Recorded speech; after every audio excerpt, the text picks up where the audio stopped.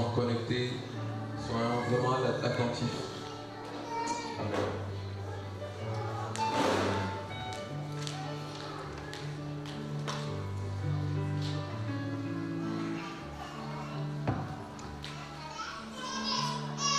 Amen. Juste avant que je commence, j'aurais juste besoin tout à l'heure de vous parler 5 ou 10 minutes de la part du Seigneur à Joseph Simouni. Kofi, il faudra que tu sois présent aussi. Donc voilà, partez pas avant la fin pour que je puisse vous voir tout à l'heure. Alléluia. Est-ce que vous êtes dans la joie? Yes.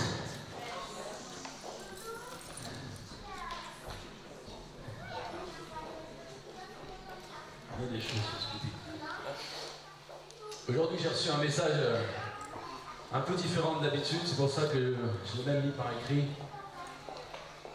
Et c'est un message qui coule vraiment dans ce qu'on est en train de vivre ici à Carmel aujourd'hui même, notamment avec ces deux jeunes filles qui viennent de donner leur vie à Jésus. Amen. Tu as quel âge? 16 ans, c'est ça à peu près? 15 ans. 15 ans, bientôt 16? 17 ans, bravo. 17 ans. La rajeunis pas. T'as 17 ans ou 16 ans 3 quarts? 17 ans. Il faut pas l'agresser là-dessus, les gens. Bon, et Naomi, je crois que tu as 15 ans 3 quarts. Allez où? 15 ans combien? Tout court. 15 ans tout court. Donc à vous deux, ça fait 16 ans.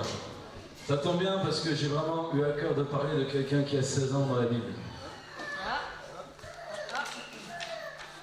Et c'est vraiment un message qu'on va écouter avec attention. C'est plus un enseignement. C'est vrai que j'ai plus l'habitude de parler avec des exhortations prophétiques.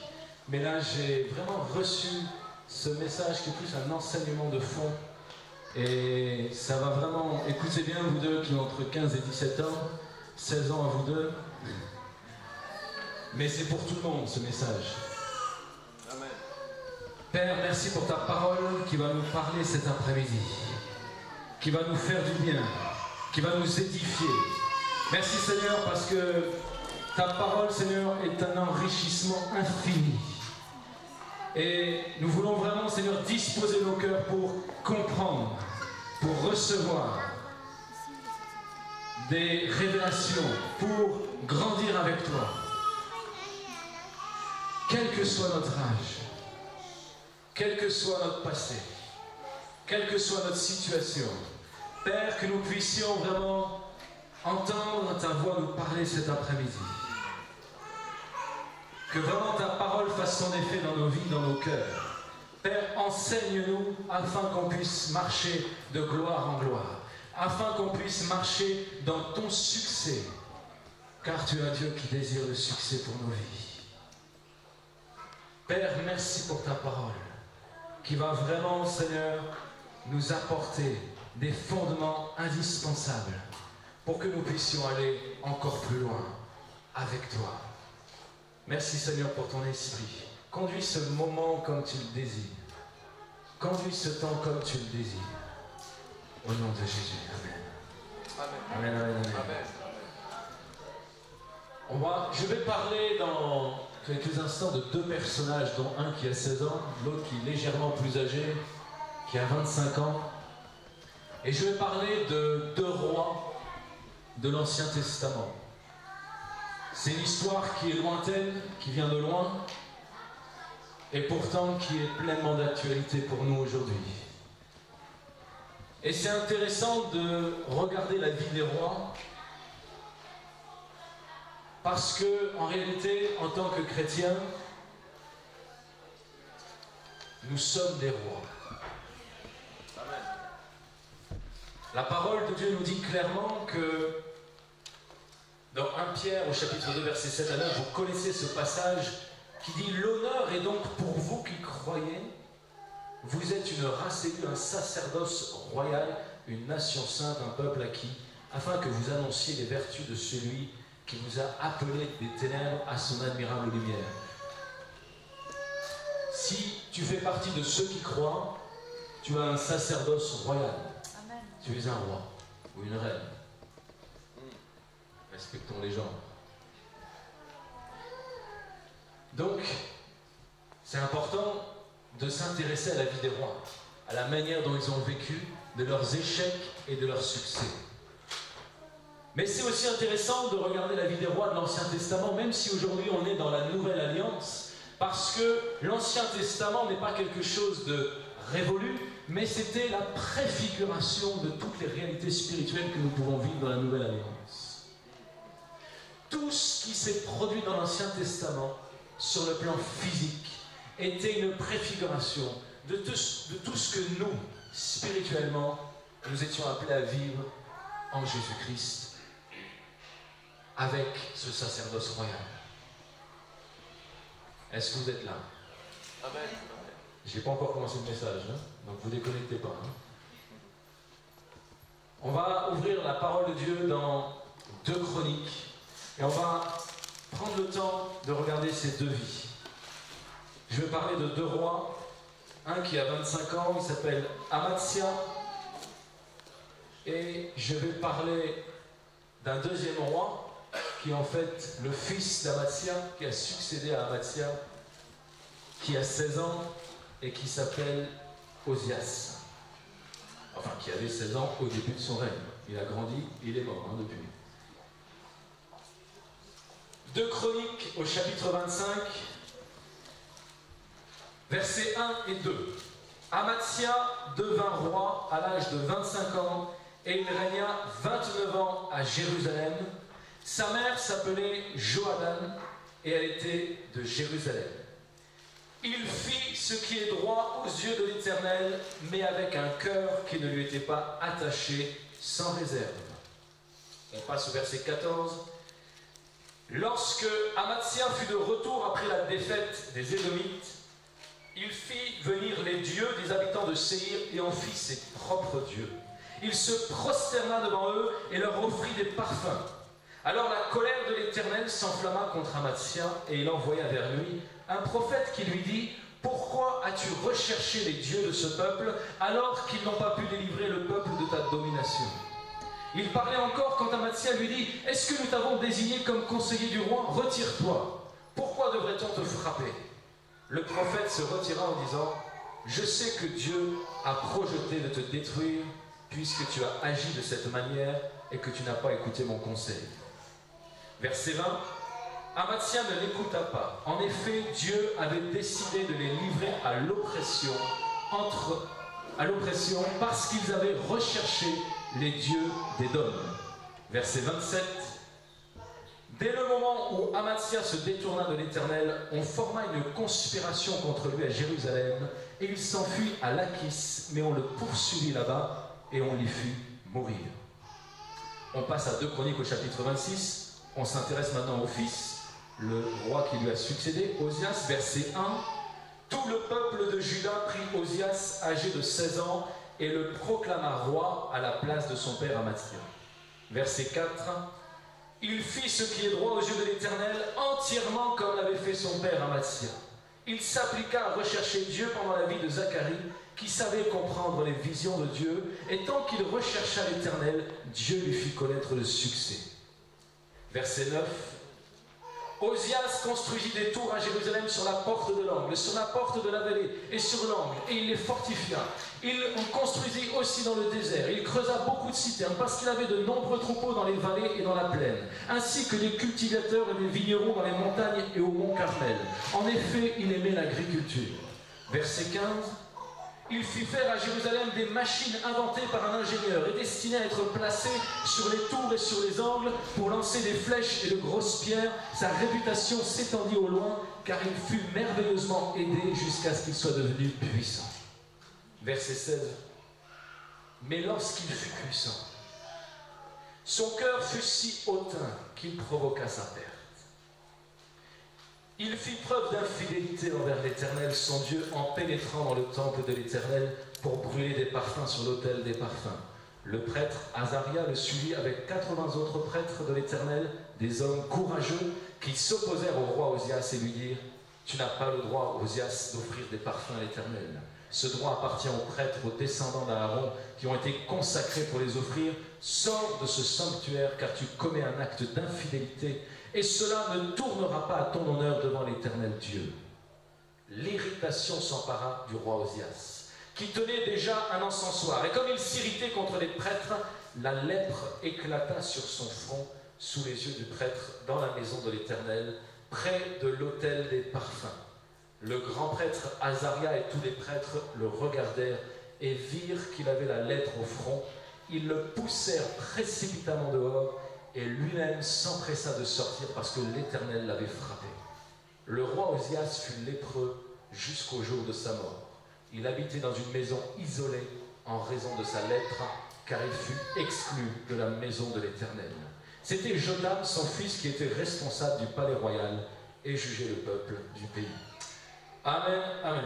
Voilà 2 longues histoires que j'ai synthétisées, j'ai raccourcies, qui peuvent nous paraître étonnantes pour nous aujourd'hui et pourtant tellement d'actualité.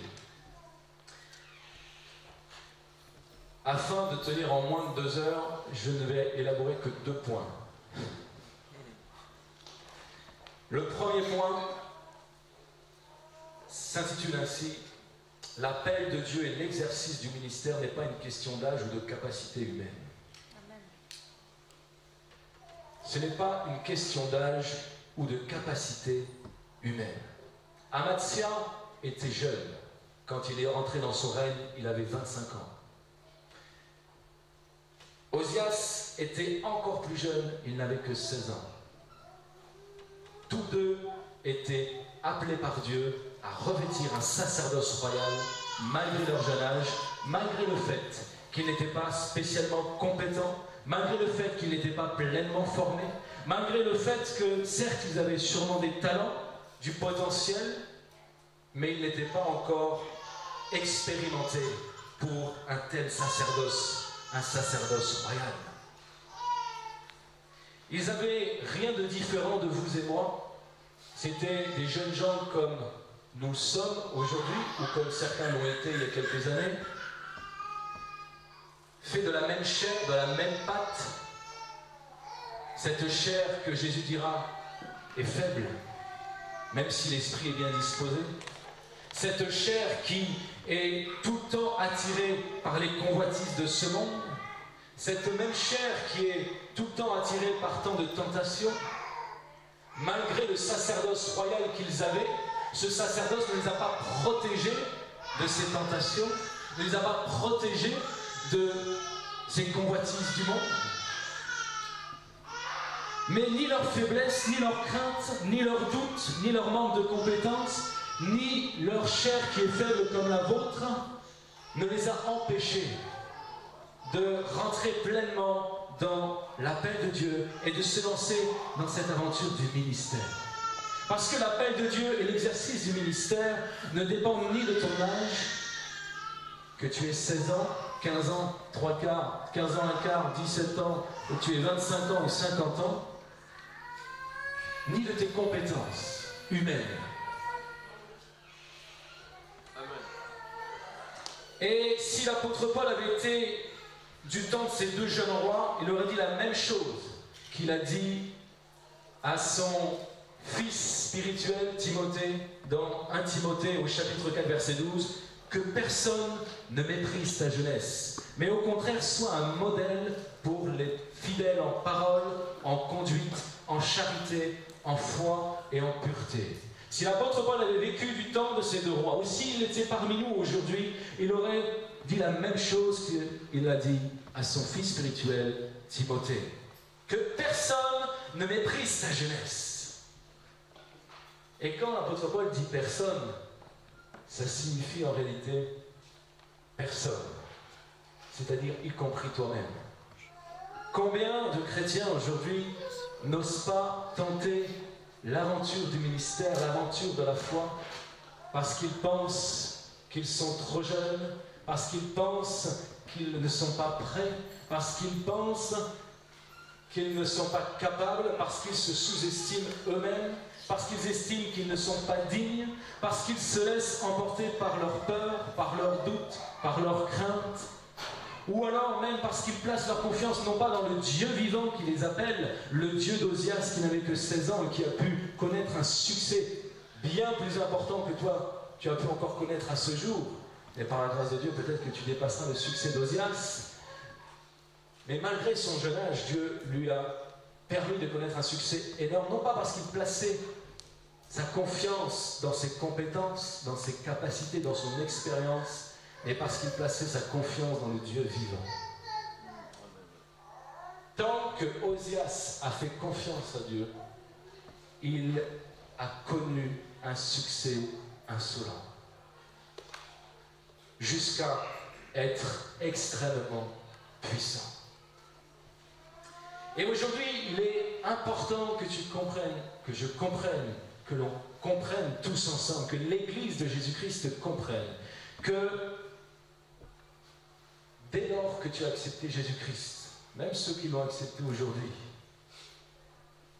à partir du jour où tu as accepté Jésus-Christ, que ça fasse 3 minutes, 3 ans ou 15 ans, à l'instant, dès lors que tu as accepté Jésus-Christ, dès lors que tu crois véritablement dans celui que le Père nous a envoyé, son Fils Jésus-Christ, à cet instant même, par pure grâce, non pas parce que tu le mérites, non pas parce que tu es compétent, non pas parce que tu as fait des choses bien ou pas bien, peu importe ton âge, peu importe ton passé, à cet instant même, tu es revêtu du sacerdoce royal.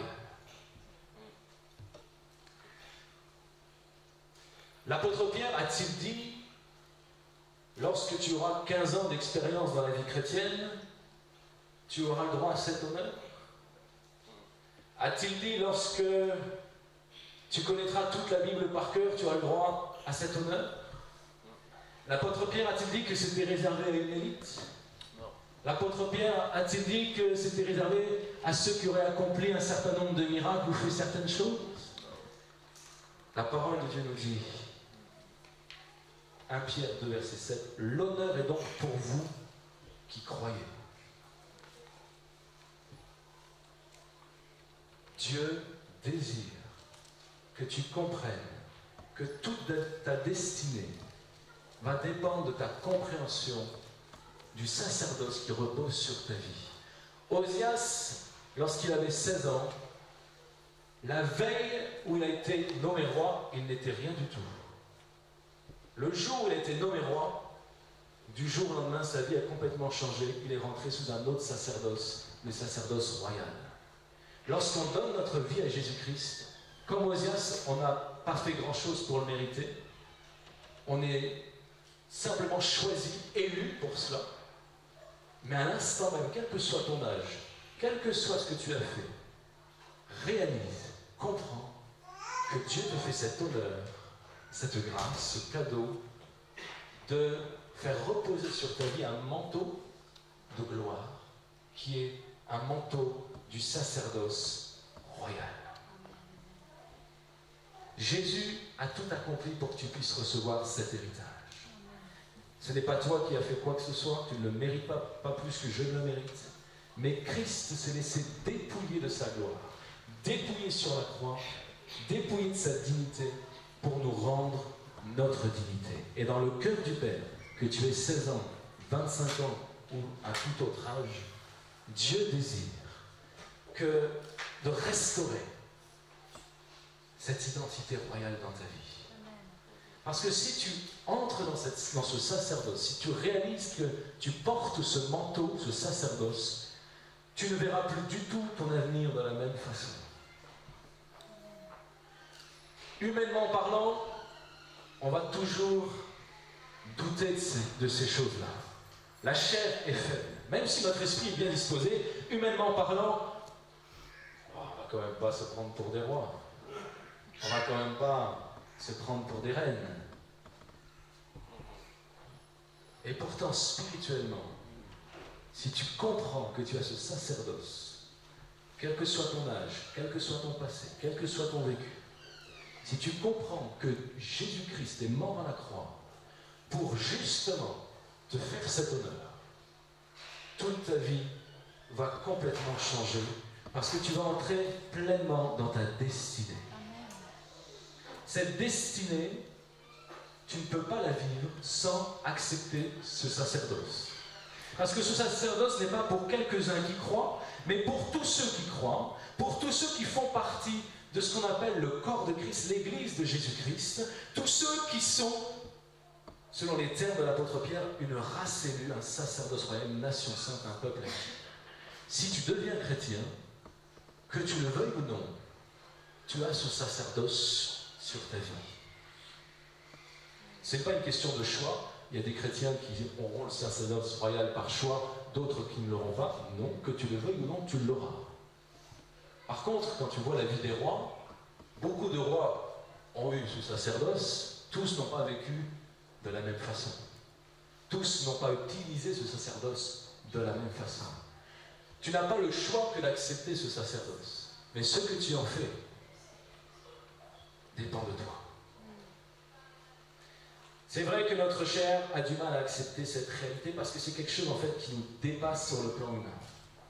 Ça nous dépasse complètement parce que là on n'est plus dans la croix qu'on voit affichée dans les églises ou cette croix en pendentif qui sert de décoration où Jésus est encore crucifié. Non. Là on rentre dans ce que l'apôtre Yves Gravé d'ailleurs a prêché récemment. On rentre dans cette compréhension du Christ glorifié. Le Christ glorifié qui nous fait entrer pleinement avec lui dans sa gloire et qui nous fait partager le même sacerdoce qu'il a eu lui-même, le sacerdoce royal. C'est une réalité spirituelle qui nous dépasse de la même manière que nous sommes actuellement spirituellement assis dans les lieux célestes en Jésus-Christ. Que tu le crois ou que tu ne le crois pas, que tu le vives pleinement ou que tu ne le vives pas pleinement, c'est une réalité lorsque tu es en Jésus-Christ. Après, tu peux être assis dans une salle et ne pas parler, ne rien faire et ne rien voir. Mais tu es assis dans les lieux célestes. C'est une réalité que tu le veuilles ou non. Et malheureusement, même si nous avons tous ce sacerdoce, même si nous avons tous cet appel de Dieu sur notre vie, même si nous faisons tous partie de ce corps de Christ, beaucoup de chrétiens, malgré cela, ne rentrent pas dans leur destinée. Non pas parce que Dieu n'a pas fait sa part, mais parce que justement, nous refusons ce que Dieu nous donne. Nous refusons cet honneur et nous ne nous comportons pas dans notre vie chrétienne face à l'appel de Dieu comme ces rois que Dieu nous appelle à être. Alors c'est quoi être un roi? C'est beaucoup de choses. Être un roi, c'est manifester une onction et une autorité royale. Malheureusement, beaucoup de chrétiens ne manifestent pas une onction et une autorité royale. Mais ça ne veut pas dire que le sacerdoce n'est pas sur eux. Ça veut dire qu'ils ne sont pas entrés dans ce sacerdoce. Dieu les appelle, il a placé cet honneur sur eux, mais ils n'entrent pas dans ces choses.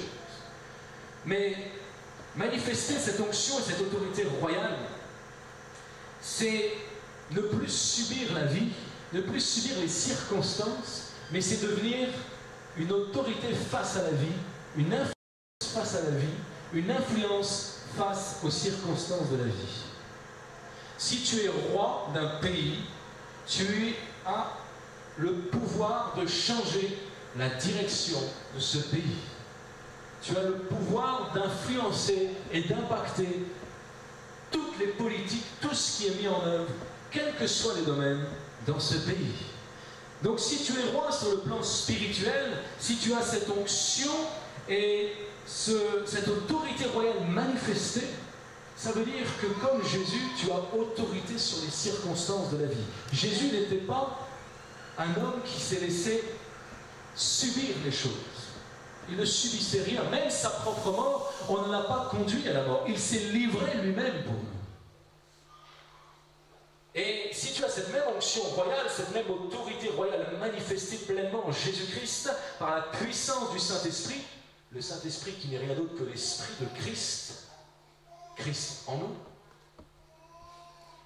tu es comme Jésus, capable d'avoir autorité sur les tempêtes spirituelles qui peuvent te secouer.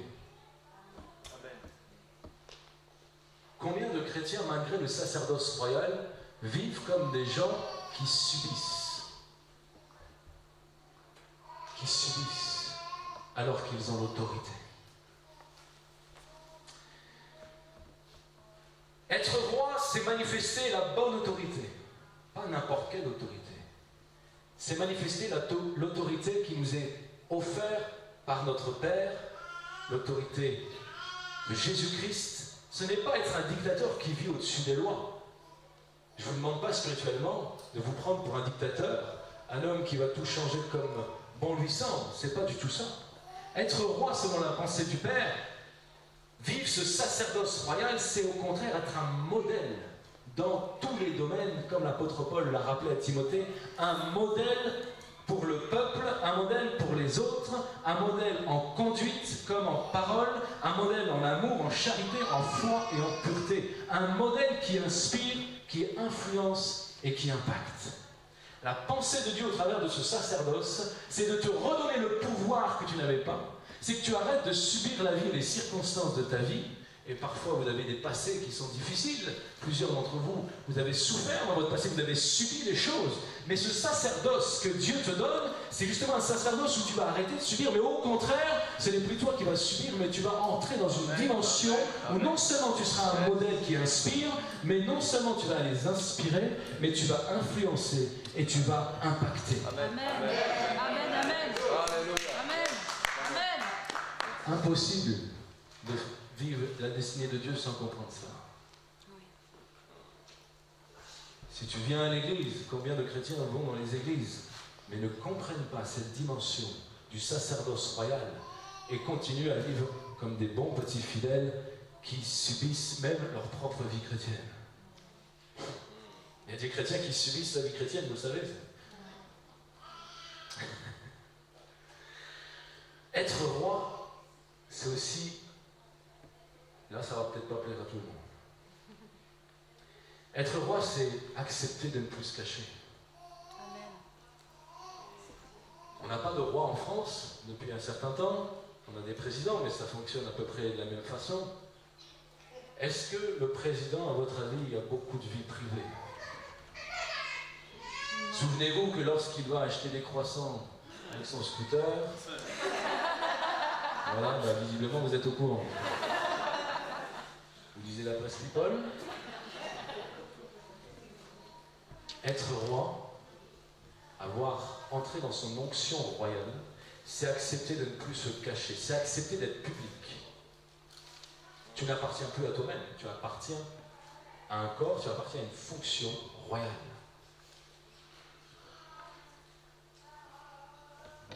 Être roi, c'est accepter d'être observé dans tous nos faits et gestes. La vie du président est dépouillée complètement. On peut savoir des détails sur sa vie. Heureusement qu'il y a le secret défense, sinon on saurait tout. Mais sans le secret défense, on saurait tout.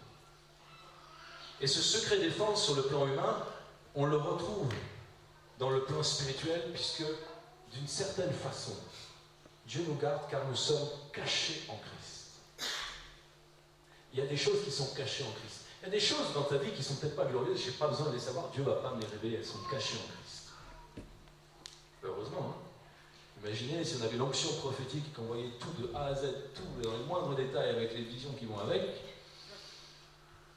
Non, je préfère ne pas voir ce don. Personnellement, il y a des choses qui sont cachées en Christ. Mais ta vie ne peut plus être cachée. Ta vie ne peut plus être cachée parce que tu es entré dans une dimension de ministère où tu deviens, comme l'expression même de l'apôtre Paul, en fait, une lettre ouverte où on lit dans ta vie. Tu deviens comme un parfum, une bonne odeur de Christ, où les gens ressentent des choses de toi. Si tu es une lettre ouverte, ça veut dire que tout le monde peut te lire. Tout le monde a accès à ta vie.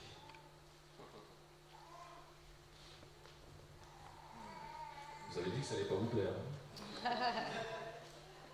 Comment voulez-vous être un modèle, être une lumière, si vous vous cachez? Jésus-Christ nous appelle à être un modèle, le sel, la lumière de ce monde. Jésus lui-même dira, mais une lampe n'est pas faite pour être cachée, mais elle est faite au contraire pour illuminer toute la pièce. De la même manière, l'église de Jésus-Christ est comparée par Jésus-Christ à une ville au sommet d'une montagne. C'est-à-dire la ville que tu ne peux pas rater. La ville qui surplombe toute la plaine. La ville illuminée où tous les regards se tournent. C'est ça, la vision de Jésus-Christ pour l'église. C'est loin d'être un club caché et fermé où on va se retrouver que entre nous. Alléluia. Amen. Ce ministère des médias, d'ailleurs, dans lequel Dieu m'a amené, et en particulier où Dieu est en train de me parler par rapport à l'Église, on est en train, je crois que c'est visible, de faire entrer l'Église dans une dimension médiatique. C'est pas juste parce que j'ai des compétences médiatiques que je fais entrer l'Église dans cette dimension médiatique. C'est parce que c'est une vision de Dieu pour l'Église. C'est quelque chose d'extrêmement spirituel. On va montrer au monde ce que l'on vit et ce que l'on fait et ce que l'on est. Amen. Et ça n'a rien à voir avec simplement on va se faire plaisir à filmer des cultes ou à filmer des prédications ou à filmer des danses. Non, ça c'est sur le plan humain, bien sûr. Sur le plan humain, on va mettre des mots, on fait des reportages, des interviews, des retransmissions. Mais ce que l'on fait sur le plan humain a une compréhension spirituelle. Pendant des années, moi, je n'ai pas eu à cœur de filmer les cultes. Je n'ai pas eu à cœur qu'il y ait une caméra. Pourtant, on aurait pu le faire dès le départ de Carmel, hein, ce n'était pas un problème. Mais je ne l'ai pas fait parce que Dieu ne m'avait pas demandé de le faire. Mais là, lorsque Dieu te donne la vision et te dit que maintenant, tu vas entrer dans un sacerdoce royal et tu vas vraiment le manifester pleinement. Et tu vas amener l'Église dans ce sacerdoce royal et tu vas amener l'Église à manifester cette lumière au monde. On ne peut plus être caché. Ça ne veut pas dire qu'on ne va pas faire une œuvre parfaite. On fera des erreurs, comme tout le monde. Regardez la vie de tous ceux qui ont servi Dieu dans la Bible. Ben, si vous connaissez leur vie, c'est parce que Dieu a permis que vous connaissiez tous les détails de leur vie. Leurs succès, comme leurs échecs. Si aujourd'hui nous sommes enseignés par les personnages de la Bible, c'est parce que Dieu a dévoilé leur vie au travers d'un livre qui s'appelle la Bible. Ah, peut-être que Osias est peut-être pas content que 3000 ans après, on s'intéresse encore à ses échecs. Hein. Imagine, tu as fait une bourde lors d'un dimanche, et puis 3000 ans après, on en parle encore. Il y en a qui seraient traumatisés pour moins que ça. Hein. Qui me dit que cette vidéo ne va pas se retrouver sur Internet, et puis que dans 3000 ans, hein, quand je suis déjà parti depuis longtemps, qu'est-ce que je ne vais pas encore entendre dans mon sujet alors que je suis déjà parti? Vous avez bien dit qu'il racontait n'importe quoi. 3000 ans après. Quand tu sers Dieu, l'onction royale, tu dévoiles ta vie. Mais si tu marches avec Christ, c'est pas un problème de dévoiler sa vie, puisque tu marches dans la lumière. Ce sont ceux qui marchent dans les ténèbres qui ont peur que leur vie soit dévoilée, parce que si tu marches dans les ténèbres, tu as honte de ces ténèbres. Mais quand tu marches dans la lumière, combien même tu n'es pas parfait, quand bien même tu tomberais, et que tu te relèves, et que tu avances, tu es caché en Christ. Tranquille, tout le monde n'est pas obligé d'être au courant que tu es tombé la semaine dernière. Christ s'occupe de toi. Mais quand tu marches dans la lumière, tu n'as pas peur d'être dévoilé. Amen. Vous êtes d'accord avec ça?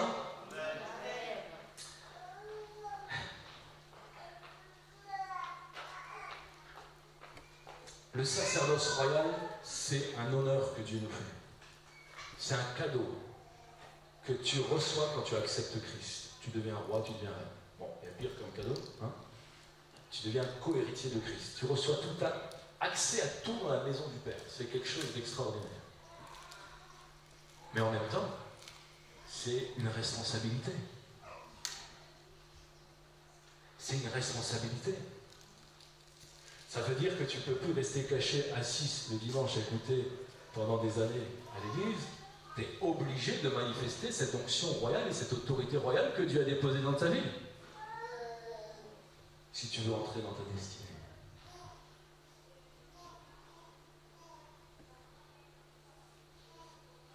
Pour moi, l'église de Jésus-Christ, c'est une église où 100% des membres sont actifs. Puisque 100% des membres ont l'onction royale. Cette onction royale ne va pas se manifester de la même façon. Malgré cette onction royale, malgré cette autorité royale qui est dans ta vie, tu vas exercer un ministère selon ce que le Saint-Esprit a désiré pour ta vie. Selon les visions de Dieu pour ta vie. Osias a connu le succès tant qu'il obéissait à l'Éternel, tant qu'il cherchait à accomplir les visions de Dieu. Les visions que moi j'ai reçues pour ma vie, ce n'est pas forcément les visions que toi tu as reçues pour la tienne. Bien sûr, il y a des visions communes. À Carmel, on est ensemble, on a une vision commune. Mais même au sein d'une vision commune, il y a des départements parce qu'il y a des appels différents, il y a des ministères différents, il y a des besoins différents. Donc même au sein d'une vision commune, il y a des visions complémentaires qui viennent agrémenter la vision principale. La vision des jeunes, c'est une vision qui participe à la vision de Carmel. La vision des femmes, c'est une vision qui participe à la vision de Carmel. La vision de la danse, voilà, on n'est pas obligé de danser dans l'église. Mais c'est un plus, c'est une bénédiction, c'est une vision qui vient ajouter à la vision. Donc, bien sûr que le fait qu'on ait le même sacerdoce, qu'on travaille ensemble dans une vision, ça ne signifie pas que tout le monde fait la même chose avec le même ministère. Mais le succès pour ta vie va dépendre d'un élément fondamental, non pas de tes compétences, même pas de ton âge, encore moins de ton passé, puisque tu es une création nouvelle, tu es une créature nouvelle quand tu acceptes Christ. Donc ton passé est révolu, mais va juste dépendre d'un seul élément. Un seul élément dont tu as besoin. Un seul élément qui est d'une telle fragilité que même lorsque Osias et Amatzia ont bien commencé, on a vu qu'ils ont mal terminé. De telle sorte que Jésus lui-même dira la fin d'une chose au lieu de son commencement. Et cet élément, c'est simplement ton cœur. Dieu cherche des cœurs. Un cœur qui va accomplir pleinement la pensée de Dieu et qui va mettre en œuvre les plans parfaits que Dieu a pour ta vie. Qu'est-ce qui fait que tu ne vas pas obéir à Dieu? Qu'est-ce qui fait que Amatzia n'a pas obéi à Dieu? Qu'est-ce qui fait que Osias n'a pas obéi à Dieu? Qu'est-ce qui fait que tous les êtres humains, lorsqu'ils n'obéissent pas à Dieu, par quel élément ça passe? Il est écrit pour Amatzia qu'il fit ce qui est droit aux yeux de l'Éternel. Autrement dit, je traduis ça en langage courant, il a appliqué tout ce qu'il devait faire d'un point de vue religieux. Il a fait sa béa. Il a accompli, il a respecté la loi juive de l'époque, il a respecté les commandements de Dieu. Mais il est écrit ensuite, mais avec un cœur qui n'était pas attaché à Dieu sans réserve. Il y avait une faille dans son cœur, dès le départ. Osias, il est écrit qu'il fit ce qui est droit aux yeux de l'Éternel. Ah, tiens, c'est intéressant. Tout à l'heure, on a parlé, lorsque Naomi a donné sa vie à Jésus, on a parlé de l'importance pour toi, Brigitte, d'être un exemple. Osias, il est écrit quoi? Il fit ce qui est droit aux yeux de l'Éternel entièrement comme avait fait son père Amatzia. L'importance de l'exemple, du modèle que nous sommes pour nos enfants, pour la génération qui vient. Il a fait ce qu'il est droit entièrement comme avait fait son père Amatzia. Et il s'est appliqué à rechercher Dieu pendant la vie de Zacharie, qui savait comprendre les visions de Dieu. Et tant qu'il rechercha l'Éternel, Dieu lui fit connaître le succès. Tant que son cœur était avec le Seigneur, tant qu'il a recherché les visions de Dieu pour sa vie, tant qu'il était sous la coupe d'un père spirituel, Zacharie, qui avait sagesse et discernement pour l'aider, tant qu'il a marché dans les visions de Dieu, Dieu lui a fait connaître un succès terrible. Dieu aime le succès. Dieu aime vraiment le succès. Est-ce que tu crois que Dieu a envoyé son Fils à la croix pour te donner l'honneur d'entrer dans le sacerdoce royal pour que tu vives comme un mendiant? Si Dieu nous a revêtus du manteau royal, c'est parce qu'il aime élever son peuple, il aime élever ses enfants, il aime faire de nous ses co-héritiers, il aime que l'on puisse profiter de tout ce qu'il y a dans la maison du Père et que le fils aîné dans l'histoire du fils prodigue n'avait pas compris. Il avait accès à tout et il n'utilisait rien. Comme quoi, je vous ai dit, vous pouvez être assis dans les lieux célestes et que ça ne change pas du tout votre vie. Le fils aîné avait accès à tout ce qui appartenait au Père dans la maison du Père, mais il ne le savait pas. Donc il n'en profitait pas.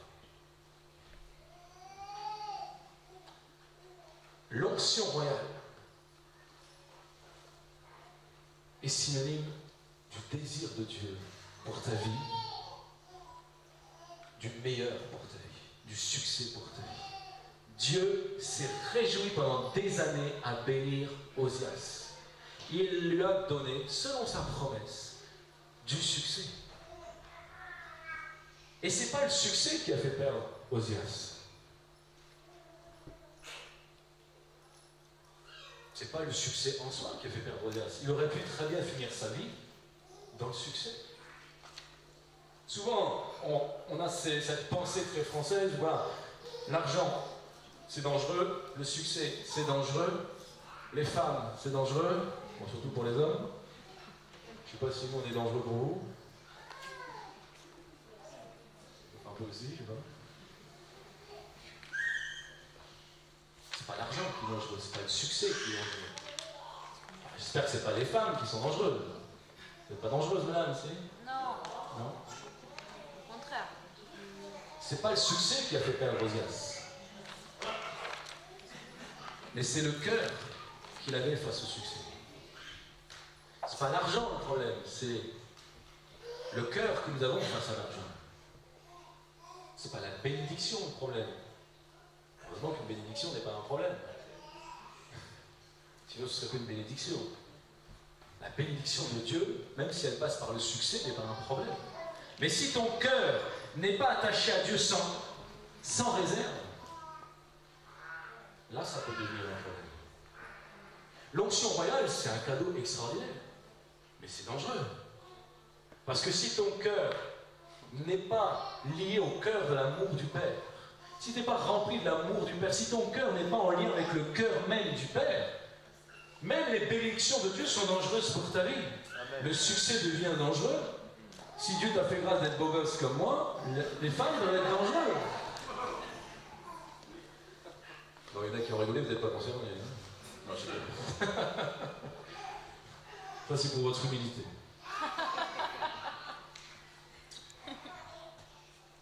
C'est pas les bénédictions de Dieu le problème. C'est l'attitude de notre cœur face à ces bénédictions. Et je vais aller plus loin.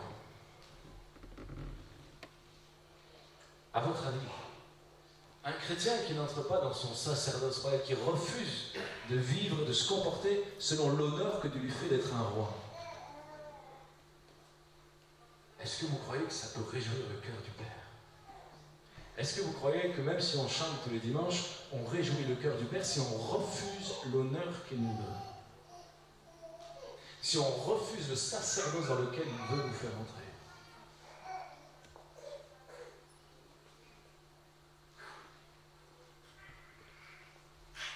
Quand vous faites un cadeau, si on refuse votre cadeau, vous êtes content? Bon, ça n'arrive pas souvent, parce qu'en général, les gens aiment bien les cadeaux. Mais ça peut arriver que quelqu'un refuse votre cadeau. C'est un manque de respect, c'est un affront. Quand un chrétien ne rentre pas dans cette compréhension du sacerdoce royal, quand il ne réalise pas qu'il doit vivre et se comporter comme un roi, quand il ne laisse pas l'onction et l'autorité royale couler sur sa vie, c'est un affront à Dieu.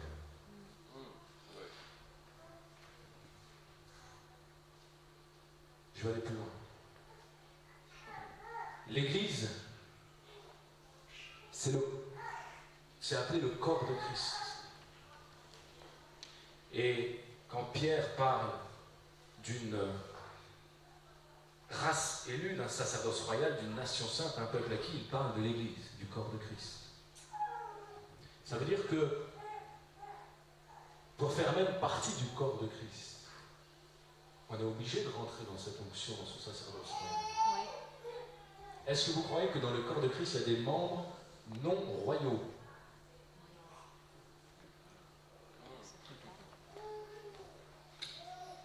Je vous laisse méditer une heure ou deux.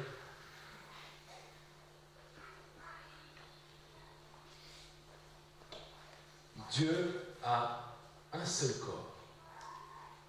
Peu importe la fonction des membres, il a une seule race élue, un seul sacerdoce royal, un seul peuple acquis. Toute personne chrétienne qui refuse cet honneur, refuse en fait d'entrer dans le corps de Christ.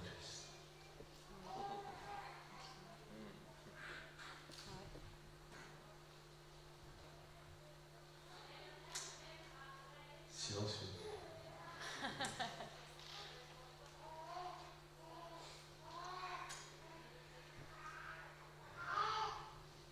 Du coup, je suis plus du tout dans mon message là.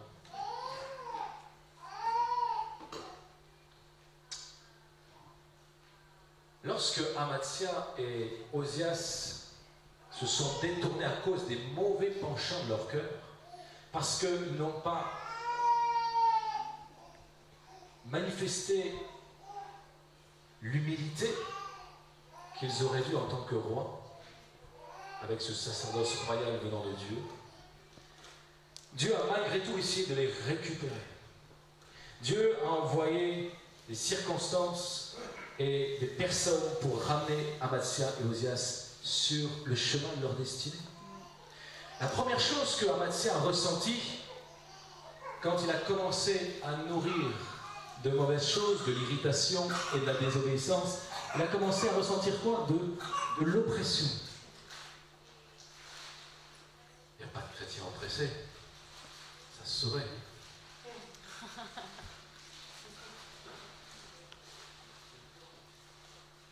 Vous êtes d'accord avec moi, à Carmel, on n'a jamais vu quelqu'un d'oppressé. Dans les autres églises non plus. Un chrétien ne peut pas être oppressé. Oppressé, dans le texte même de l'hébreu, ça signifie être livré entre les mains de l'ennemi. Alors, ça peut être même jusqu'à être possédé, oppressé. Parce que si tu es livré entre les mains de l'ennemi, non seulement tu peux être lié, tu peux avoir des problèmes, mais tu peux aussi carrément être possédé. Lorsque tu commences à t'éloigner, à défaillir de cette onction royale, comme par hasard, il commence à y avoir des oppressions dans ta vie. Et vous savez, je vais vous dire un secret, comme ça moi ça me fera des vacances aussi. Ce genre d'oppression-là, ce n'est pas le pasteur qui le délivre. Ni un ancien, ni personne ne délivre. Ce genre d'oppression-là, ce n'est pas par la prière qu'on va vous en délivrer. La seule manière d'être délivré de ce genre d'oppression, c'est de revenir par la repentance dans la destinée de Dieu. Si Amathia, à ce moment-là, s'était tourné vers Dieu avec un cœur repentant, il serait revenu dans sa destinée. Il n'aurait pas connu la fin tragique qu'il a connue. Il n'aurait pas connu la fuite, le déshonneur et la mort. Mais il aurait au contraire connu le succès jusqu'à la fin de ses jours et il aurait transmis à son fils un tout autre héritage. Si Amathia s'était repenti, Osias, ça ne le dédouane pas de ses propres choix, mais Osias aurait eu un meilleur modèle. Et peut-être qu'aujourd'hui tu as l'impression que tu n'as pas été un bon modèle pour tes enfants. Peut-être que c'est ton cas, Brigitte, je ne sais pas. Mais la fin d'une chose vaut mieux que son commencement. Et si à partir d'aujourd'hui, tu te tournes vers Dieu, peu importe ce qui s'est passé dans le passé, à partir d'aujourd'hui, tu peux devenir un bon modèle pour ta fille. Ça, c'est ce qu'on doit comprendre en Christ. Ça peut commencer à n'importe quel âge. Peu importe ce qu'on a fait. Si Amathia, dans le temps de grâce qui lui avait été accordé, s'était tourné vers Dieu avec un cœur repentant, avait demandé pardon pour son affront, parce qu'il avait déshonoré sa fonction, parce qu'il avait fait des choses qu'il n'avait pas le droit de faire, parce qu'il était tombé dans des choses occultes. Ah, il y a peut-être des choses occultes à dégager dans nos vies.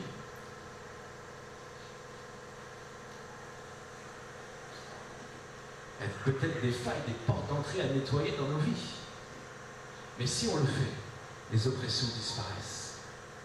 Ce genre d'oppression ne se délivre pas à la prière.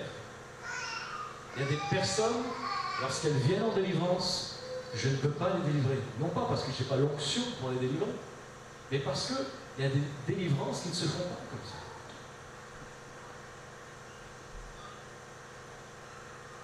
Vous savez, j'ai chassé je ne sais pas combien de démons dans ma vie chez les autres. Mais j'en ai quasiment pas chassé chez moi. Personne n'en a quasiment pas chassé chez moi. Non pas que je suis meilleur, mais j'ai juste compris une chose. Si j'obéis, je n'ai pas besoin qu'on me chasse mes démons. Parce que le problème, c'est vrai qu'on peut chasser des démons chez une personne, mais si la personne continue à les obéir, ils reviennent. C'est pas que je suis meilleur. C'est pas que Paul est moins propice, attire moins les démons que les autres. Non. Je ne pense pas. Je pense pas. Mais quand tu vis en obéissance, tu te délivres toi-même de beaucoup de choses, en réalité. Et si vous avez un chrétien qui ne veut pas obéir, qui ne veut pas marcher sur les visions de Dieu pour sa vie, qui a des mauvais penchants dans le cœur et qui nourrit ces mauvais penchants dans le cœur, et qui laisse ces mauvais penchants prendre le dessus, ou qui n'ont pas la prudence d'un Osias de s'entourer de pères spirituels comme Zacharie l'a été pour lui, qui avait de la sagesse et du discernement pour les éclairer. C'est évident que ces chrétiens auront rapidement des oppressions qui peuvent devenir importantes dans leur vie et qui vont les détourner définitivement de leur destinée. Dieu t'a établi pour une destinée royale. Dieu a fait sa part. Depuis 2000 ans à la croix, le sacerdoce royal est accessible automatiquement à tous ceux qui donnent leur vie à Jésus-Christ. Tu donnes ta vie, ils ont donné leur vie à Jésus, si c'est sincère, si vous êtes vraiment, vous aimez Jésus, dès aujourd'hui, vous avez ce sacerdoce royal sur votre vie. Dieu fait sa part. Ce que tu vas en faire, ça c'est ta part.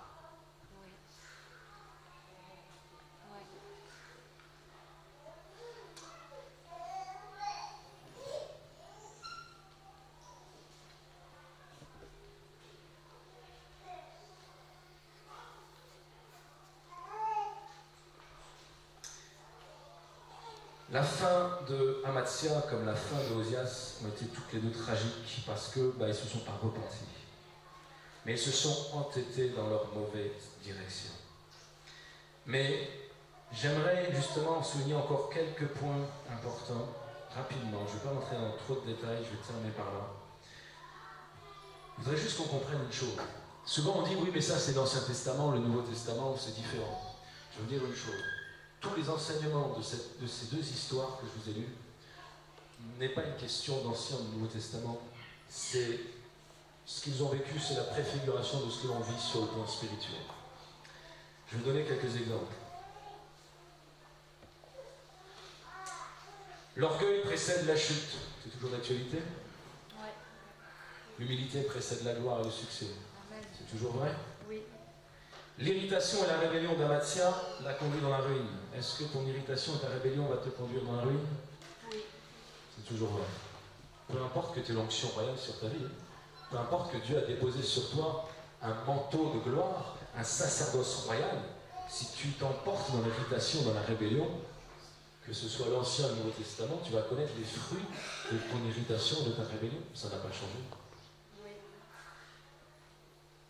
Amatzia a subi des oppressions. Les chrétiens peuvent toujours subir des oppressions? Oui.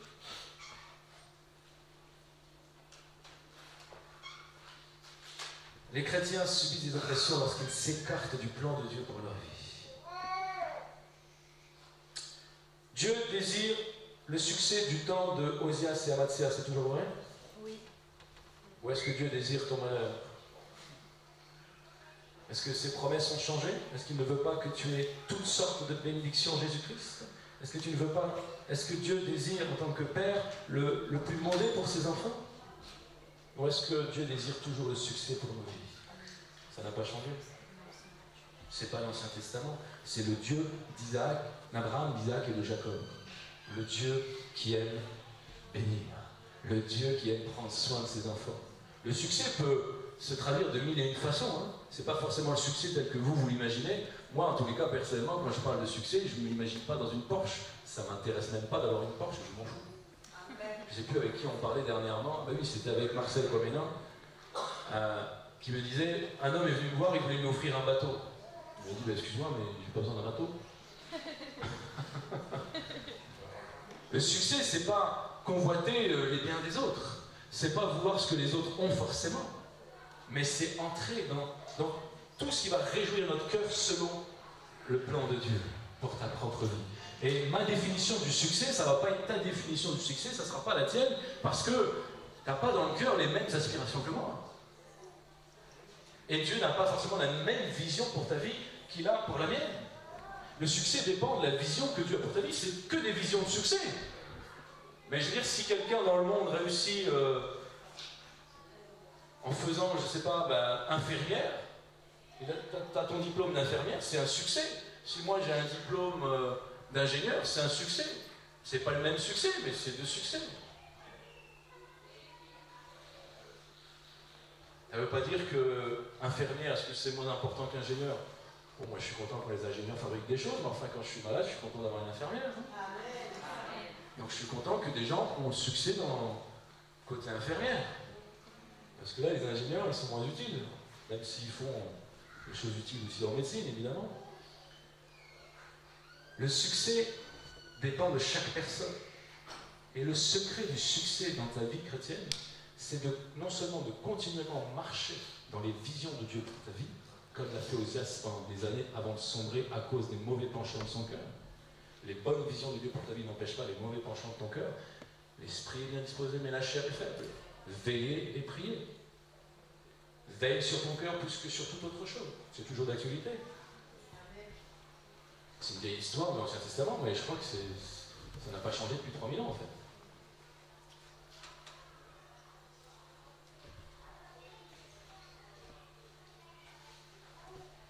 Jésus n'a-t-il pas dit « Cherchez premièrement le royaume de Dieu et sa justice, et toutes choses vous seront données par-dessus tout » ? C'est la même promesse qui a été faite à Osias. Tant que tu serviras l'Éternel, tu connaîtras le succès. Tant que tu feras du royaume de Dieu ta priorité, Dieu va pourvoir tout le reste. Donc tu verras le succès.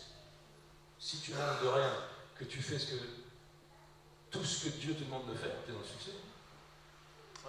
Ça ne veut pas dire avoir forcément des millions ou des milliards sur le compte. Donc si la vision que Dieu te donne nécessite des millions, tu auras des millions. Parce que Dieu va pourvoir à la vision qu'il a mis dans ta vie. Mais si ta vision, tu as besoin de 500 euros, Dieu te donnera 500 euros. Ce n'est pas une question de matériel, c'est une question de vision.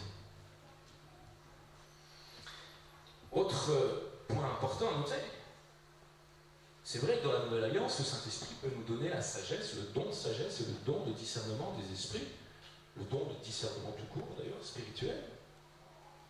Et ça ne veut pas dire que, parce qu'on est équipé de ces dons, que l'on peut fonctionner seul en dehors du corps. C'est à la mort de Zacharie, lorsque Osias n'a eu plus de père spirituel, que les mauvais penchants de son cœur ont commencé à se manifester. Tant qu'il avait Zacharie, il avait toujours des bons conseils, il avait de la sagesse, il avait du discernement, il marchait dans les visions de Dieu. C'est marqué qu'il l'a fait jusqu'à la vie, durant toute la vie de Zacharie. Le seul problème, c'est que quand Zacharie n'était plus là, il ne l'a pas remplacé par quelqu'un d'autre. Il a fonctionné seul. Il pensait, ah ben, peut-être que maintenant je suis suffisamment âgé, j'ai suffisamment d'expérience, je sais faire, regardez le succès que j'ai, ça montre que Dieu est avec moi, regardez la puissance que j'ai, ça montre que Dieu est... Bien sûr que ça montre que Dieu est avec toi. Dieu t'a béni pendant des années.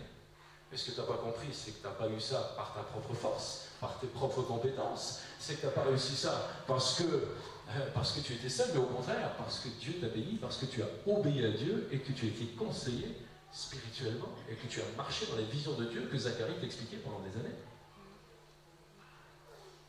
C'est toujours d'actualité, ça? Non, il n'y a pas de ministère électronique, ça n'existe pas. Hein? Non. Vous n'avez pas des gens qui vous disent moi je suis soumis à Dieu, mais rien qu'à Dieu. Ou des gens qui vous disent voilà, moi je suis soumis au Saint-Esprit, mais pas aux hommes. Ben oui, c'est pas parce que tu es soumis au Saint-Esprit que ça t'enlève une deuxième partie, tiens, qui est dans le Nouveau Testament.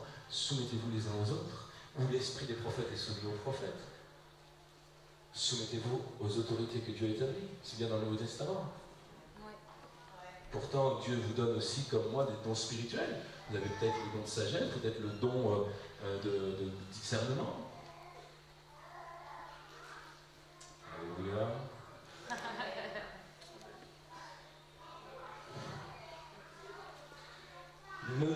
Testament, la Nouvelle Alliance, ne contredit pas l'Ancienne, elle est l'application spirituelle de toutes les réalités que l'Ancienne Alliance a connues. Jésus n'a pas aboli la loi, il l'a accomplie.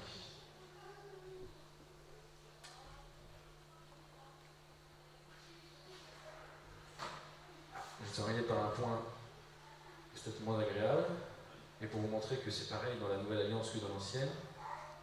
Dans la Nouvelle Alliance comme dans l'Ancienne, malgré ton onction royale, Dieu peut t'écarter. Dieu peut te faire des choix. Dieu peut te disqualifier si ton cœur s'éloigne de lui, s'enfle d'orgueil, que tu ne l'écoutes plus, que tu ne l'obéis plus, et que tu n'écoutes même pas les hommes que tu t'envoies. Il y a toujours un temps de grâce, mais à un moment donné, si tu ne profites pas de ce temps de grâce, tu ne vas peut-être pas mourir physiquement comme c'était le cas dans l'Ancien Testament, parce que je vous dis c'était la préfiguration matérielle et physique des choses spirituelles. Je ne connais pas beaucoup de chrétiens, même si dans certains cas on s'interroge, qui auraient pu peut-être mourir un peu prématurément, foudroyés par Dieu.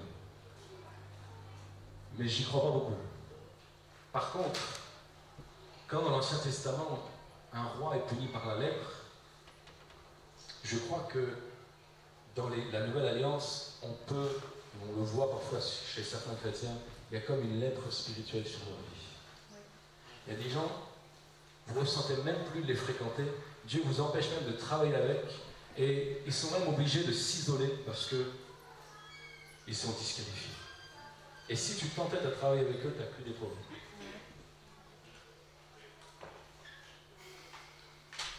Il y a comme une lèpre spirituelle sur leur vie.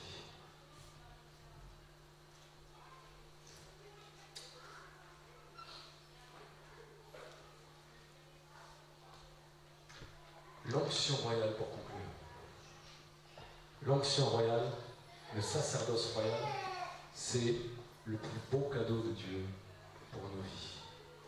Dieu nous revêt de ce sacerdoce, de ce manteau de gloire, de ce sacerdoce royal, de cette autorité royale, pour nous redonner notre liberté. C'est la vérité qui nous a franchis. Donc il faut connaître la vérité. La vérité, c'est que Dieu a l'autorité. Si tu ne sais pas que tu as l'autorité, tu ne peux pas être libre et affranchi. Pour être affranchi, il faut connaître la vérité. Si tu as conscience de cette sacerdoce, de cette onction royale, si tu manifestes cette onction royale, si tu as conscience que tu as autorité, toute ta vie va changer. Tu vas arrêter de subir la vie, tu vas arrêter de subir les conséquences, les circonstances, tu vas arrêter de subir, de te plaindre, de maugréer dans ton coin, et tu vas entrer dans cette dimension de feu et de gloire, parce que tu sais que tu as autorité, et quand tu prends autorité, tu vois que ça marche. C'est un cadeau extraordinaire. Même le diable est sous nos pieds. Vous vous rendez compte, Jésus, au travers de ce sacerdoce, au travers de cette onction, a mis Satan sous nos pieds. A mis toute la puissance du malin sous nos pieds. Puisque nous avons la même onction, la même autorité qui était en Jésus-Christ, la même gloire. Père, donne-leur la gloire que tu as mise en moi. La même gloire, la même onction royale, la même autorité. Ce que Jésus a fait, non seulement on peut le faire, mais Jésus dira même, pourrait faire de plus grandes choses encore. Vous savez que, par exemple, au travers de la télévision, on fait des plus grandes choses que Jésus. Jésus était limité dans son corps. Il pouvait parler à des milliers de personnes. À un point particulier, géographique, il était physiquement présent. Mais quand on diffuse à des millions de personnes sur Internet, on fait des plus grandes choses que Jésus. Quand je vous dis que tout est spirituel. Je ne sais pas si on fait les plus grandes choses d'un point de vue miraculé. Est-ce qu'on guérit plus de malades que Jésus a fait? Ça m'étonnerait. Mais il y a d'autres façons de faire les plus grandes choses que Jésus. Parce que Jésus, justement, nous a donné les moyens de faire les plus grandes choses. On a une onction qui dépasse tout entendement. C'est un cadeau, c'est un honneur extraordinaire que Dieu nous fait. Mais c'est aussi une responsabilité. Et cela nécessite de ta part un cœur à toute épreuve. Si ton cœur n'est pas sans réserve attaché à Dieu, si ton cœur est ballotté constamment par les doutes, par toutes sortes de peurs, par toutes sortes d'attirances, si ton cœur n'est pas fermement attaché, si tu ne veilles pas sur ton cœur, plus que sur toute autre chose, peu importe le sacerdoce qu'il y a sur ta vie, peu importe le prix que Jésus a payé, si tu te laisses entraîner par les mauvais penchants de ton cœur, tu est destiné à la ruine spirituelle. Et la ruine spirituelle engendre des conséquences physiques et matérielles. Mais au contraire, si tu marches avec un cœur droit, non, pas un cœur parfait, mais un cœur droit qui se repent, qui se tourne vers Dieu, qui cherche constamment les visions de Dieu pour nos vies, qui veut marcher par l'Esprit, qui veut marcher non pas humainement, non pas pour faire plaisir, non pas selon la crainte des hommes, mais selon la crainte de Dieu seul, mais soumis aux autorités que Dieu met dans nos vies, et soumis les uns aux autres, alors tu vas avancer de gloire en gloire par la puissance du Saint-Esprit, et tu vas manifester cette onction royale dans tous les domaines de ta vie. Est-ce que vous êtes avec moi? Amen. Amen. Ou est-ce que la moitié s'est endormie? J'avais pas envie de crier ce soir. J'avais juste envie de poser un fondement dans nos vies. Je sais qu'on aime quand c'est plus vivant, dynamique, ça crie un peu, mais il y a des temps pour tout, il y a un temps pour tout. Et aujourd'hui, j'ai vraiment reçu ce message à déposer dans nos vies. Amen. Si toute l'Église de Jésus-Christ, si tous les chrétiens comprennent ce message, si on entre dans ce sacerdoce royal, l'Église n'est plus la même. Le réveil est là, et on n'a plus besoin de passer notre temps tous les dimanches à délivrer les mêmes chrétiens. On avance de gloire en gloire. Amen. Peu importe ton âge, peu importe ton passé, peu importe qui tu as le même sacerdoce que moi. Un sacerdoce royal. La seule question que Dieu te pose, c'est qu'est-ce que tu en fais? Est-ce que tu veux vraiment le manifester? Est-ce que tu es prêt à ne plus être caché dans ton confort? Est-ce que tu es prêt à arrêter de te planquer derrière un esprit de timidité? Est-ce que tu es prêt à devenir une lettre ouverte dans laquelle on va venir lire? Ou est-ce que tu veux continuer à vivre caché, à profiter de cet esprit de timidité qui t'arrange bien parfois? Dieu te pose cette question. C'est pas une question d'âge, hein. On avait des enfants qui prêchent à des milliers, des millions de personnes dans certains pays. Peut-être que même moi je peux pas encore le faire. C'est pas une question d'âge. C'est pas une question de compétence. Ces enfants sont pas plus compétents que les autres, c'est pas des génies. Hein. Même les scientifiques n'ont pas regardé ces enfants en disant tiens c'est des génies. Non, non, c'est pas des génies du tout. Ce sont juste des hommes et des femmes qui rentrent dans leur onction royale. Et tu peux y entrer en étant enfant. Tu peux y entrer en étant adolescent. Tu peux y entrer en étant adulte. Il n'est jamais trop tard pour entrer dedans. Peu importe l'âge, peu importe le passé, peu importe le parcours de vie. Entre dans cette onction, dans ce sacerdoce. Ne te cache plus et manifeste cette autorité dans ta vie. Prends tes responsabilités. Deviens cette lettre ouverte dans laquelle tout le monde peut venir lire. Vous pouvez venir lire dans ma vie, moi ça ne me gêne pas. Et vous savez quoi d'ailleurs, il va se passer quelque chose. Plus vous allez vous afficher, plus en fait vous n'allez rien cacher, moins les gens auront envie de lire dans votre vie parce qu'en fait c'est pas intéressant. Les potins, c'est souvent des secrets dévoilés. Donc si vous ne cachez plus rien, vous n'avez pas de secret, vous affichez tout, vous n'avez même pas cette crainte à avoir. Pour ça, moi quand je fais une bêtise, même en tant que pasteur, je la mets sur Facebook. Comme ça, si quelqu'un vient vous dire « Ah oui, mais tu sais, pasteur machin, il fait ça. » Ah ben je dis « Oui, je le sais, il l'a mis sur Facebook. » Donc même mes bêtises, je les affiche. Comme ça, si je fais une bêtise, vous le savez. Bah, tous les hommes de Dieu, dans l'Ancienne Alliance comme dans le Nouveau Testament, on connaît leurs succès, on connaît leurs défauts, on connaît leurs échecs.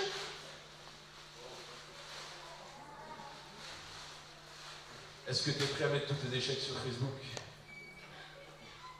Aïe, aïe, aïe. Soyez insaisissables, des vents insaisissables de l'esprit. Et pour être insaisissable, il ne faut pas que les gens puissent vous faire chanter dans votre vie. Il ne faut pas que vous ayez peur de vous-même. Il ne faut pas que vous ayez peur de vos secrets. Il ne faut pas que vous ayez peur de manifester cette onction. Au contraire, marchez dans la lumière, marchez par l'esprit, marchez avec Christ et vous n'aurez aucune peur. Et donc vous devenez insaisissable au service de l'esprit. On met en pratique? Allez, on va se lever, on va terminer par la prière. Merci Seigneur. Mettez-vous debout. Père, merci pour cette parole, ce fondement que tu veux rappeler à nos vies aujourd'hui. Tu veux vraiment, Seigneur, libérer ton peuple de la peur, de la crainte. Tu veux, Seigneur, aussi libérer nos cœurs de tous ces mauvais penchants. Et tu désires, Seigneur, que nous puissions veiller constamment sur nos cœurs. Veiller, Seigneur, sur nos pensées. Veiller sur tout ce qui peut entrer dans nos vies. Père, tu désires lever une église dans la gloire. C'est une église qui est dans le sacerdoce royal. C'est une église, Seigneur, qui n'a pas peur de manifester son onction et son autorité royale. Seigneur, donne-nous un cœur sans réserve pour toi. Un cœur sans réserve pour toi. Seigneur, tu nous as fait cette grâce au travers de ton sacrifice à la croix, de nous faire cet honneur, de nous revêtir de ce manteau de gloire, de nous revêtir de ce sacerdoce royal. Père, que nous puissions être dignes de cet honneur, que nous puissions en retour, Seigneur, veiller sur nos cœurs et manifester avec cette onction et cette autorité. Que nous puissions être cette lumière, Seigneur, que tu nous appelles à être. Cette lumière qui ne peut pas être cachée, mais cette lumière qui dévoile les ténèbres. Cette lumière qui amène à impacter, à influencer ce monde. Parce que cette onction royale, ce sacerdoce, n'est pas pour nous faire du bien dans nos propres vies seulement. C'est pas pour qu'on prenne autorité dans nos petits problèmes, nos petits bobos du quotidien. Mais cette onction et cette autorité royale que tu as déposée sur nos vies, c'est bien sûr pour qu'on règle nos problèmes dans nos vies personnelles avec ton autorité, mais pour qu'on puisse apporter une solution à ce monde, parce que tu désires que nous puissions être révélés à ce monde. Le monde attend avec un ardent désir notre révélation. La révélation de l'Église. Non pas l'Église religieuse, non pas l'Église traditionnelle, non pas l'Église protestante ou catholique, mais l'Église dans le feu et dans la gloire, l'Église qui est revêtue de cette onction, de cette autorité royale, cette Église qui a compris qui elle est vraiment. Père, tu n'es pas le Dieu des dénominations, des systèmes religieux, mais tu es le Dieu de la filiation. Lève des pères spirituels, des modèles inspirants et influençants pour ce pays de France, pour l'Église de France, pour ce monde. Lève une nouvelle génération de pères et de mères spirituels qui vont être des modèles en foi, en charité, en pureté, en parole comme en conduite. Lève une nouvelle génération qui ne va pas fonctionner en électron libre, mais qui va toujours être soumis au corps, être soumis les uns aux autres. Et que notre esprit prophétique soit soumis aux prophètes. Père, que nous puissions marcher dans cette vision continuellement que tu mets dans nos vies. Et que nous puissions discerner et avoir la sagesse nécessaire pour gérer les visions que tu déposes dans nos vies. Je prends, Seigneur, l'engagement aujourd'hui d'entrer pleinement dans cette onction royale, de manifester pleinement ce sacerdoce royal. Si c'est ton cas, fais cette prière pour toi. Si c'est ton cas, fais-le. Peu importe ton âge, peu importe le nombre de minutes de vie chrétienne, peu importe les échecs que tu vas quand même connaître, parce que Dieu te fera passer par des échecs pour que tu comprennes des choses. Mais n'oublie jamais que Dieu désire ton succès, que Dieu désire le plein succès pour ta vie. Dieu désire ce plein succès où tu vas accomplir sa volonté parfaite. Dieu désire que tu sois épanoui dans tout ce que tu fais, et tant que tu resteras attaché à lui, tant que tu feras du royaume de Dieu ta priorité, tant que tu seras dans sa justice, tant que tu auras conscience que ce n'est pas par tes propres forces, par tes propres moyens, par ta propre gloire, par ton orgueil, alors tu connaîtras ce succès dans ta vie. Un succès insolent, comme Osias, comme Abraham, comme Isaac, comme Jacob. Un succès insolent qui dépasse l'entendement, qui choque, qui fait réagir les jaloux. Un succès qui dérange, mais un succès qui impacte tous ceux qui ont besoin d'être impactés. N'aie pas peur de déranger. Laisse l'onction royale déranger. Laisse l'onction royale provoquer des bouleversements autour de toi. Laisse l'onction royale se manifester comme un parfum qui va se répandre. Un parfum qui va se répandre.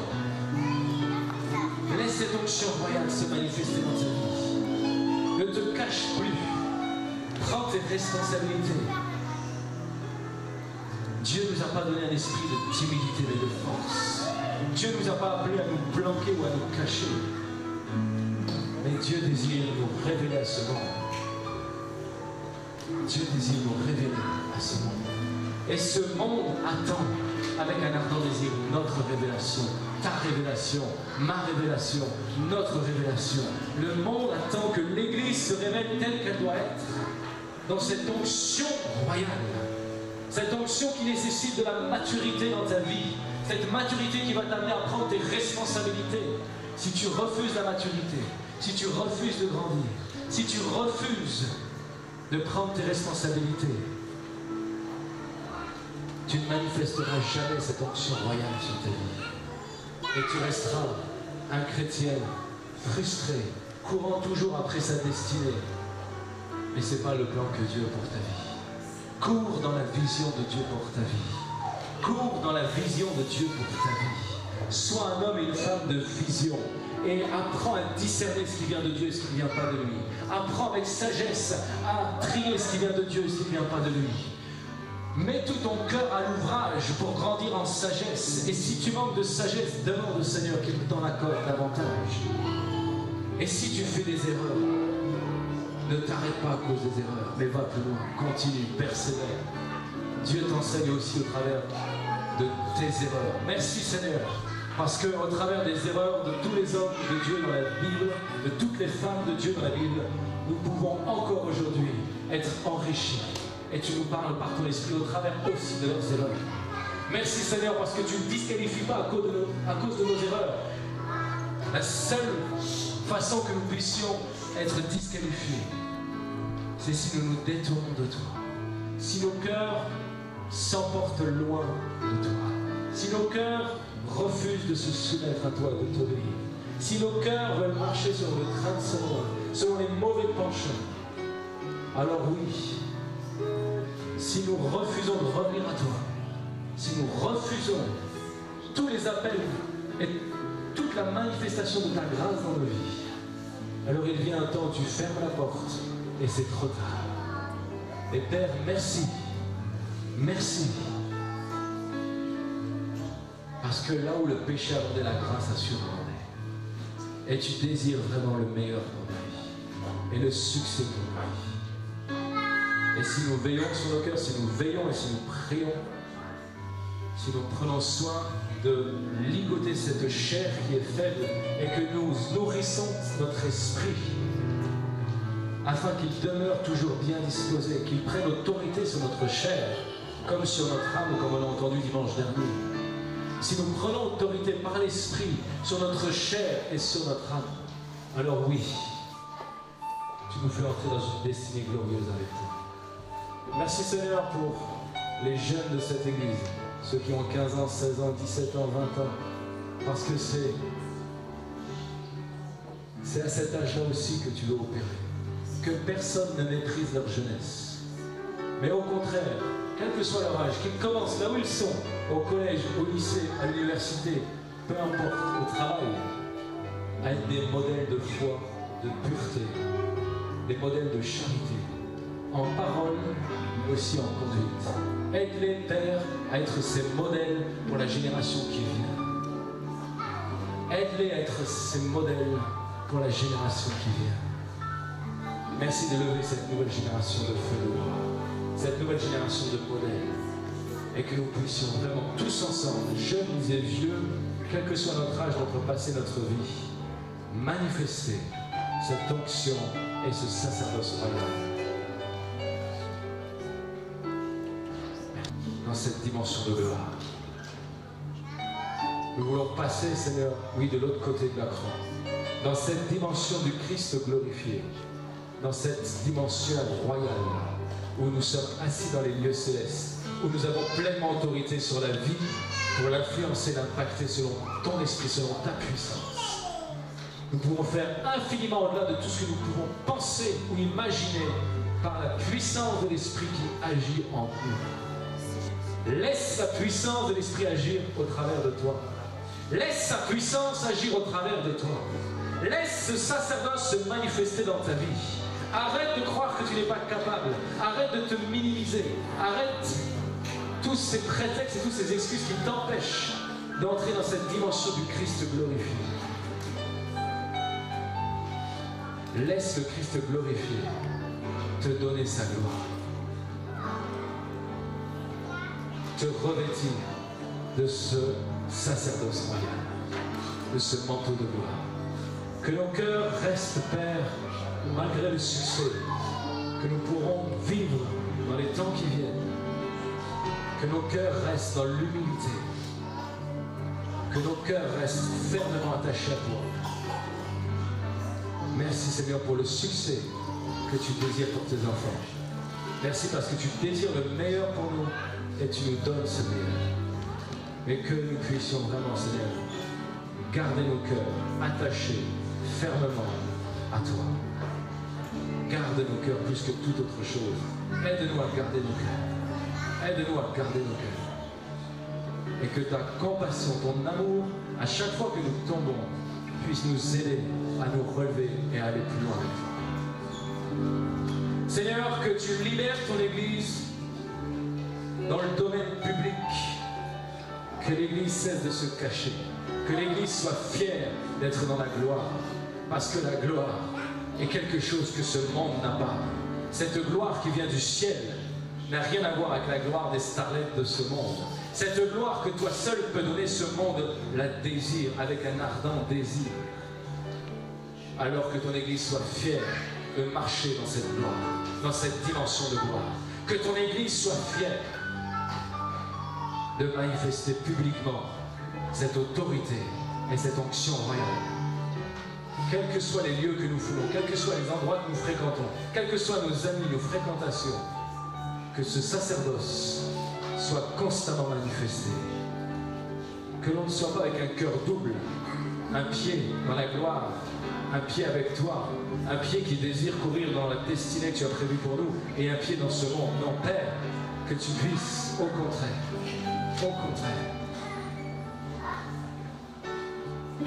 nous plonger complètement dans cette dimension de gloire. Que notre être entier, corps, âme, esprit, soit plongé, immergé dans cette gloire. Père, lève une église royale à la dimension du lion de Juda que tu es. Que ton église, Seigneur, soit fière et fière allure comme le lion de Juda. Père, que vraiment, de la même manière que le lion est considéré comme le roi de la jungle, que nous puissions être considérés comme les rois, les autorités de ce monde. Que même les autorités humaines de ce monde viennent chercher sagesse, conseil, révélation et gloire auprès des hommes et des femmes que nous sommes, revêtus de cette onction royale. Parce que ton Église est au-dessus de toute autorité, au-dessus de toute puissance, de toute domination, parce que ton Église est le corps de Christ, Christ étant la tête, et tu as pleinement autorité sur toute puissance, toute domination. Père, que nous puissions entrer dans cette dimension de foi et d'autorité.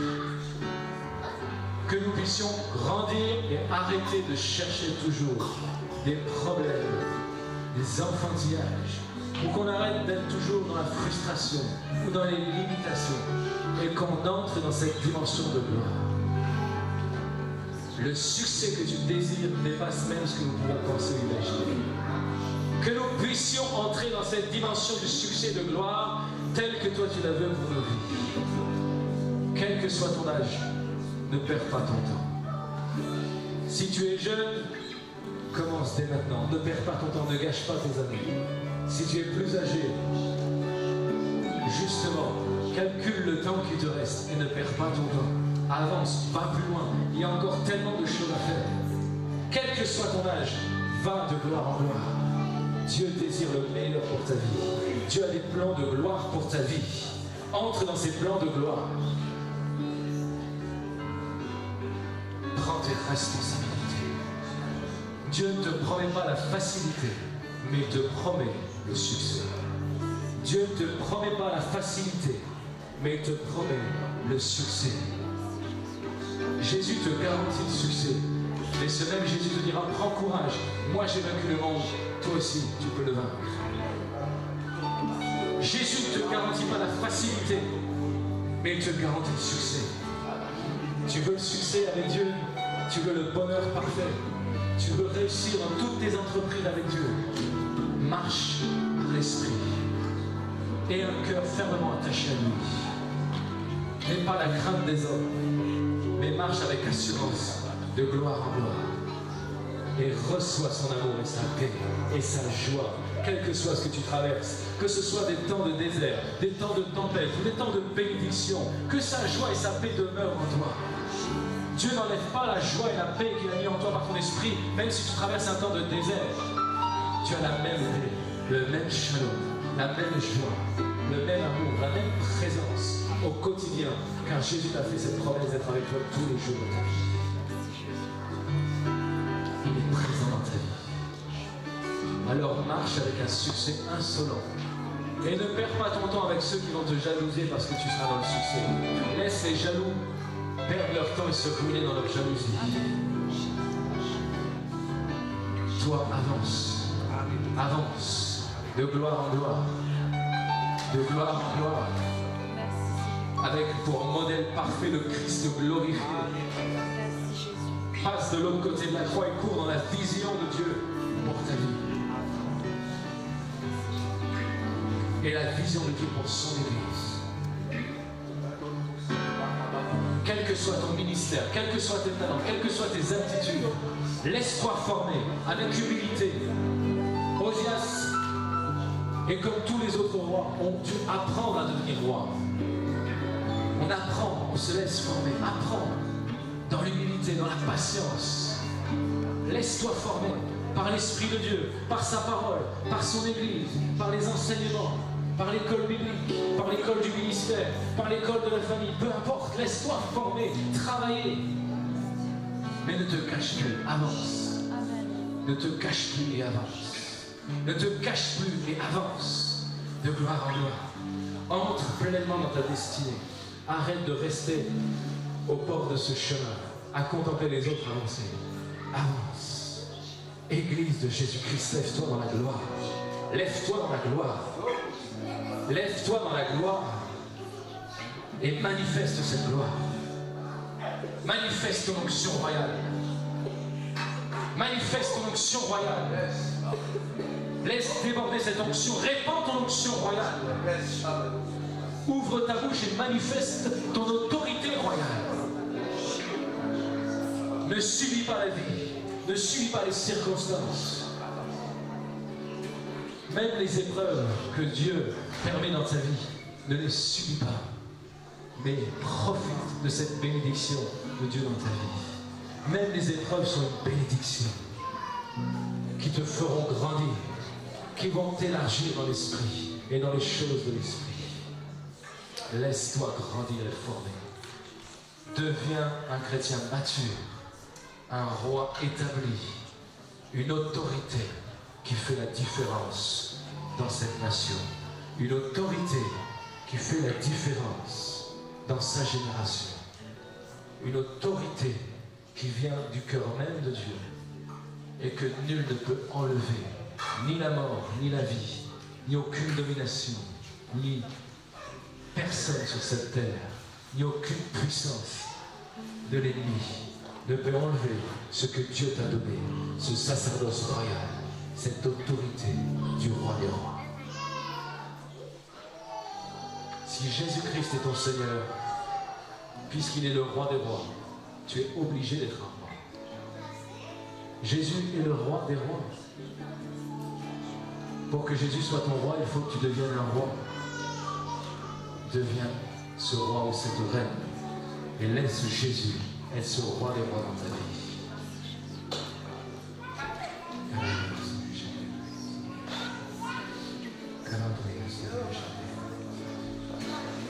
Est-ce qu'on peut prendre quelques instants? Ouvre ta bouche et commence à faire ta propre prière, à prendre ta propre responsabilité. Là où tu en es dans ta vie, commence à parler avec ton Père. Commence à prendre position. Même si tu viens de donner ta vie aujourd'hui, prends position, prends tes responsabilités déjà aujourd'hui. C'est pas un choix à la légère d'accepter Jésus-Christ.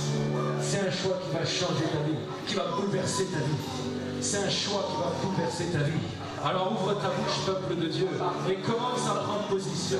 Commence à prier le Père. Commence à manifester ton onction royale. Commence à prendre autorité.